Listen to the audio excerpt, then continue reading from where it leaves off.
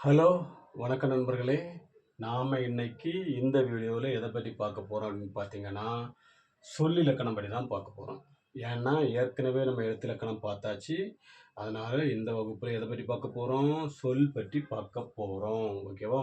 சொல்லுன்னா என்ன? சொல்லுனா ஒரு வார்த்தை இல்லையா? இங்கிலீஷ் மீடியம் பிள்ளைங்களை கேட்டால் சொல்லுவாங்க வேர்டு. ஆமாம், கரெக்டு தான். ஒரு எழுத்து தனித்து வந்தும் பொருள் தரும், பல எழுத்துக்கள் சேர்ந்து வந்தும் பொருள் தரும். அதுதான் சொல். ஒரு எழுத்து தனித்து அப்படின்னா பூ. இப்போ இது ஒரு எழுத்து தனித்து வந்து பொருள் தருதா? பூனா என்னது? மலர். ஓகேவா? தனித்து பொருள் தருது. ஒரு சொல் தனித்து வந்தோம் மலர் அப்படிங்கிற பொருளை தருது பூ. ஓகேவா? இதே சொல்ல பாருங்க, எழுத்த பாருங்க. இப்போ பூ, பூக்கள். இப்போ பல எழுத்துகள் தொடர்ந்து வந்து பொருள் தருதா? இப்படி ஒரு எழுத்து தனித்து வந்தும் பொருள் தரலாம், பல எழுத்துக்கள் தொடர்ந்து வந்தும் பொருள் தரலாம். இது பூக்கள்னா மலர்கள். இப்படி பொருள் தந்தா அதுதான் சொல் எனப்படும். ஒரு எழுத்து தனித்து வந்தோ பல எழுத்துக்கள் சேர்ந்து வந்தோ பொருள் தந்தா அதுதான் சொல் எனப்படும். இந்த சொல் வந்து உயர்திணையும் குறிக்கலாம், அக்ரிணையும் குறிக்கலாம். அப்போ இரு திணைகளையும் குறிக்கும், ஐம்பால்களையும் குறிக்கும். ஐம்பால்னா நமக்கே தெரியும், ஆண்பால், பெண்பால், பலர்பால், பலவின்பால், ஒன்றன்பால். உயர்திணைக்கு 3, அக்ரிணைக்கு 2. ஓகேவா? இப்படி 5 பால்கள் இதெல்லாம் இது குறிக்கும். என்ன எப்படி இது பூக்கள் அப்படின்னு சொன்னா என்ன? பூக்கள்னு சொன்னா பலவின்பால், அக்ரிணை. பூன்னு சொன்னா ஒன்றன் பால், அக்ரிணை. ஆண் ஆண்னா ஆண்னா எத்தனை? ஆண் சொன்னா ஒரு ஆள். சரியா? மாணவன். அப்ப இது வந்து என்னது? மாணவன் சொன்னா உயர்திணை. உயர்திணையில ஆண்பால். ஓகேவா? மகள். மகள்னு சொன்னா பெண். உயர்திணையில பெண்பால்.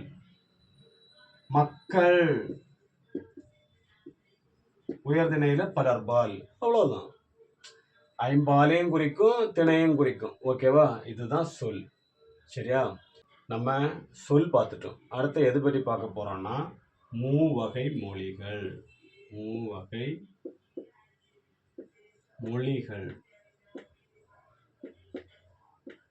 மூவகை மொழிகள் பற்றி தான் பார்க்க போறோம். ஓகேவா? இப்போ உங்களுக்கே தெரியும், நான் இனி கேட்க வேண்டியதில்லை. மொழிகள் எத்தனை வகைப்படும்? 3 வகைப்படும். மூவகை மொழிகள். ஓகேவா? அப்ப எதெல்லாம் அப்படின்னு பார்த்தீங்கன்னா, 1 தனிமொழி. 1 தனிமொழி. 2 தொடர்மொழி. 2 தொடர்மொழி. 3 பொதுமொழி.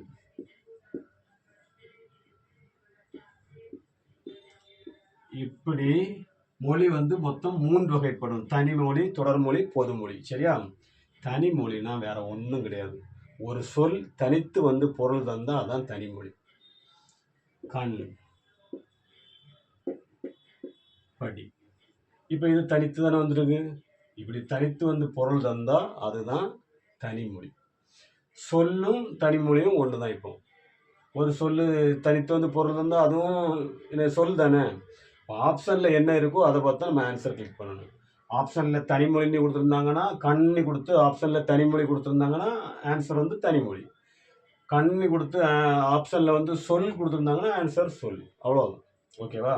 இந்த கண்ணு, படி இதை வந்து இனி பிரிக்க முடியுமா?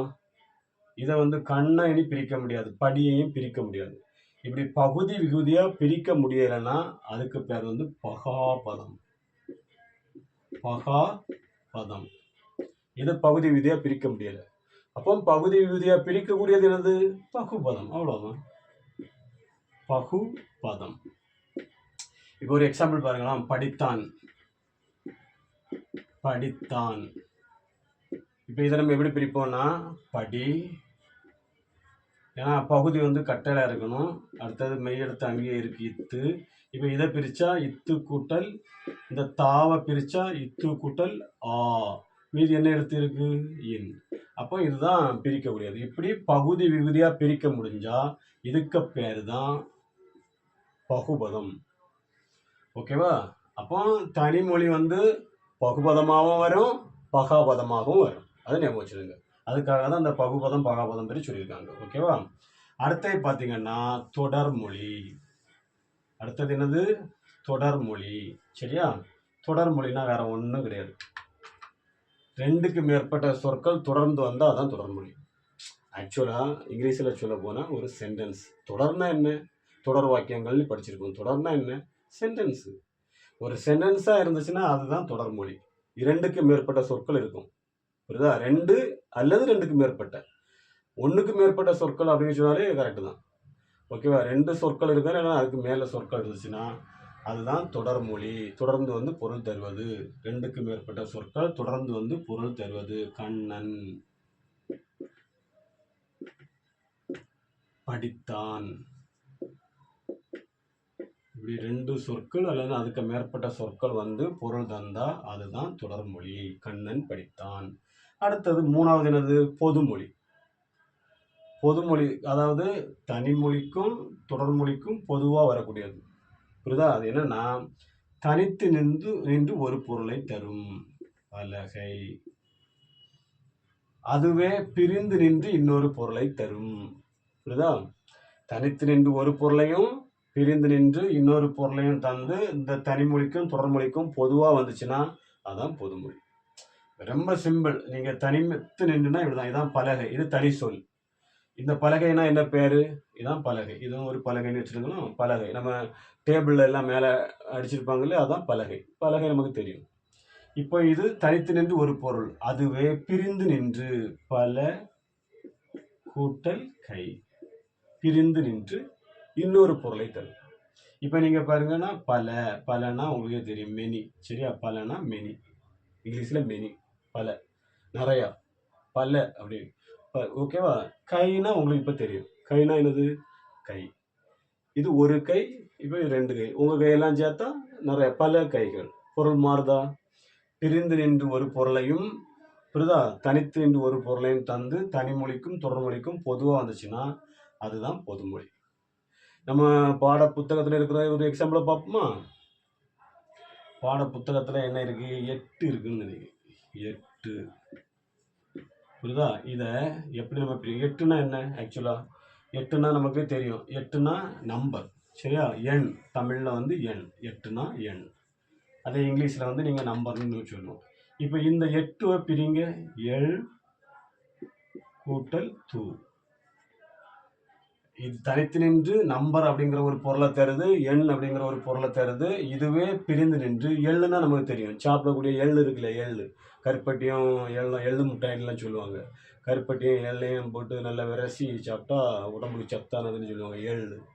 அந்த எள்ளுன்னு நமக்கு தெரியும். இப்போ தூணா என்னன்னா உண். அப்போ இதுக்கு என்ன பொருள் ஆகுதுன்னா எல்லை உண்ணுன்னு மாறிடுதான். 8 அப்படிங்கிற ஒரு நம்பருங்கிறத நம்ம பிரிச்சா எல் பிளஸ் தூ. அப்போ எள்ளுன்னா நம்ம சாப்பிடக்கூடிய உணவு, தூணா உண் அப்படின்னு அதனுடைய பொருள் மாறுது. அப்போ தனித்து நின்று ஒரு பொருளையும் அது பிரிந்து நின்று இன்னொரு பொருளையும் தந்தா தனிமொழிக்கும் தொடர்மொழிக்கும் பொதுவாக இருந்துச்சுன்னா அதுதான் பொதுமொழி. புரிஞ்சுதா? இப்போ இதை எப்படி கேட்பாங்க? இதை வந்து கூறியவாறு மாற்றுக. ஓகேவா? எல் பிளஸ் தூ. இதை வந்து கூறியவாறு மாற்று. எப்படி? பொதுமொழி ஆக்குக அப்படின்னா 8. அவ்வளோதான். ஓகேவா? இந்த மாதிரி தான் கேட்பாங்க. கண்ணன் படித்தான். இதை வந்து தனி மொழி ஆக்குக. என்ன? படித்தான் நம்ம அழைச்சிட்டா முடிஞ்சு போச்சு. படித்தான் அழைச்சாலும் சரி தான், கண்ணன் அழைச்சாலும் சரி தான். எதை அழைச்சாலும் கூறியவாறு மாற்றிடலாம். என்ன? தொடர்மொழின்னு கொடுத்துட்டு தனிமொழி ஆக்குகன்னு கேட்பாங்க. தனிமொழியை கொடுத்துட்டு தொடர்மொழி ஆக்குகன்னு கேட்பாங்க. இவ்வளோதான். இது வந்து வெரி சிம்பிள். இலக்கண நெறி நமக்கு தெரியும். சான்றிதழ் இருக்குன்னா அங்கே இருக்கிற சான்று ஒன்று கொடுத்துடலாம். அப்புறம் அதே மாதிரி இலக்கண நெறி கண்டுபிடிச்சதுனாலும் கண்டுபிடிச்சிடலாம். கூட்டிட்டு ஈஸி தான். ஓகேவா? நன்றி.